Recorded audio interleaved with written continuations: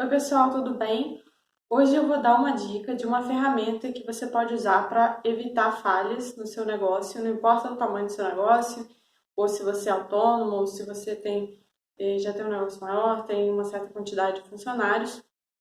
Você pode usar essa ferramenta, o intuito é que ela seja uma coisa bem simples, de baixo custo ou sem custo. Ela é chamada Poka-Yoke e ela foi idealizada pelo Shingeo Shin na década de 60, lá no Japão. E uma curiosidade é que o nome dela inicial era Baka-Yoke, que significava a prova de idiotas, porque de uma certa forma você consegue evitar ou até eliminar erros idiotas, mas depois acharam esse nome meio bizarro, né? E aí ficou como Poka-Yoke, que é a prova de erros. E, bom, antes de você aplicar essa ferramenta, é importante que você faça um levantamento dos erros, entenda as causas deles e quais são os erros, né? E não adianta me dizer assim, o erro é do cliente que não sabe usar, ou é do meu funcionário que não presta atenção. Não é bem assim, você tem que entender de uma forma um pouco mais profunda a causa. E qual é a fonte, né? Onde que acontece, em que momento exatamente acontece esse erro. Então, existem ferramentas para isso também. Se vocês quiserem, eu posso trazer aqui, deixa um comentário para eu saber se você tem interesse. Mas, de uma forma ou de outra, você tem que fazer aí um levantamento e uma análise um pouquinho mais profunda de onde que estão ocorrendo esses erros e qual a causa deles, tá ok? E aí depois, você pode sim aplicar o Poka-Yoke. E tem outra coisa também do Poka-Yoke é que ele tem que acontecer de forma mais automatizada possível. Não quer dizer que para implementar ele vai ser de forma automática. Aí você vai ter que pensar um pouquinho mais, ver como que você vai aplicar. Mas uma vez ele aplicado no seu dia a dia, a ideia é que ele seja tipo, uma coisa quase que automática ou automática mesmo. E também que ele seja bem barato e bem simples de ser utilizado. Bom, e aí existem várias formas de categorizar.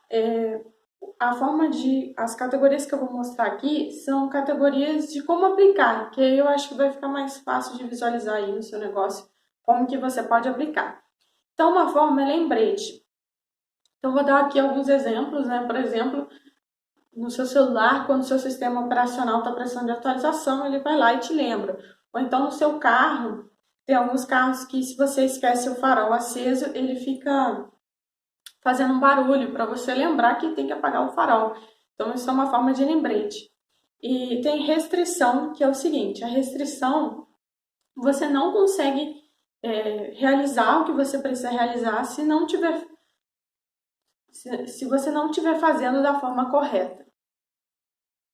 Então, por exemplo, tem algumas impressoras que o encaixe do cartucho colorido é diferente do encaixe do cartucho preto. E aí você não consegue colocar o cartucho preto no cartucho colorido e vice-versa. Então, é uma forma de restrição, porque você só consegue fazer se for da forma certa. Uma outra forma bem interessante de restrição, um outro exemplo, é quando você vai sacar o seu dinheiro no caixa eletrônico do banco. Então, no caixa eletrônico do banco, você vai lá, coloca seu cartão, sua senha, o quanto de dinheiro você quer sacar. Antes da máquina cuspir o seu dinheiro, né? Você tem que tirar o cartão. Se você não tirar o cartão, você não consegue pegar o seu dinheiro. Isso é uma forma das pessoas não esquecerem o cartão lá. Então você só consegue fazer da forma certa. Você não consegue esquecer o seu cartão, por mais esquecido que você seja. Então isso é um jeito de restringir. Uma outra forma é a diferenciação. Então a diferenciação você usa, por exemplo, se você tiver duas matérias-primas muito parecidas mas elas causam um efeito diferente no seu produto final. Então você tem que dar um jeito de alguma forma diferenciar elas. Vou dar um exemplo aqui de uma situação que aconteceu comigo.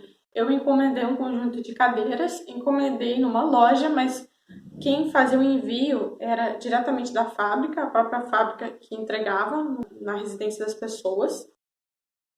E aí eu comprei um conjunto de cadeiras na cor verde escuro.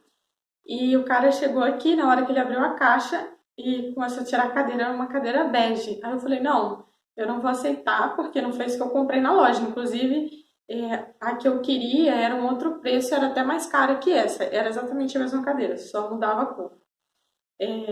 E aí o cara foi ligar para a gerente da loja, e a gerente da loja foi conferir o pedido. E aí o código que representava a cor da cadeira era um código gigantesco de números e letras. E aí, porque tinha uns dois números diferentes, o cara pegou, estava numa etiqueta, né, que vinha colada na caixa, o cara pegou a caixa errada.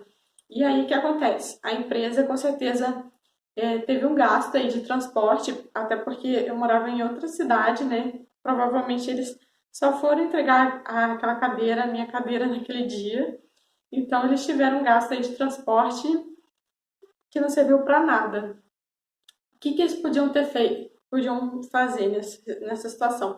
Lá no setor de embalagem e expedição da fábrica, poderia ter umas etiquetas que representasse cada cor. E aí a pessoa, na hora de embalar, colava a etiqueta que indicava o móvel, enfim, a etiqueta padrão do produto, mas também colocava uma etiqueta de cor, só para sinalizar quem fosse pegar a caixa para entregar. Isso aí podia acontecer de forma automática, praticamente, para quem está embalando, e ia ser muito mais simples na hora da pessoa entregar, ela identificar a cor que é cada coisa. Bom, e aí uma outra forma é de exibições, que é tornar algo óbvio. Então, por exemplo, quando a gente usava DVD, né? O DVD tinha um cabo que você tinha que ligar dois plugs na televisão. E aí na televisão tinha duas ou mais entradas, né? Tinha no mínimo três entradas. E aí cada uma tinha uma cor. Então geralmente era amarelo vermelho, você tinha que ligar no amarelo vermelho. Se tivesse dúvida, você podia conferir lá o manual, mas assim, era uma coisa um tanto óbvia onde que você tinha que encaixar. Mas não era uma restrição, você podia encaixar um lugar errado sem querer, né?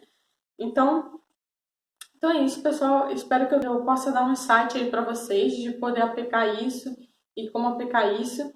Se foi útil para você esse vídeo, deixa um like para mim, compartilha e comenta aqui se você gostou ou alguma sugestão sua, tá bom? Então até mais. Tchau, tchau.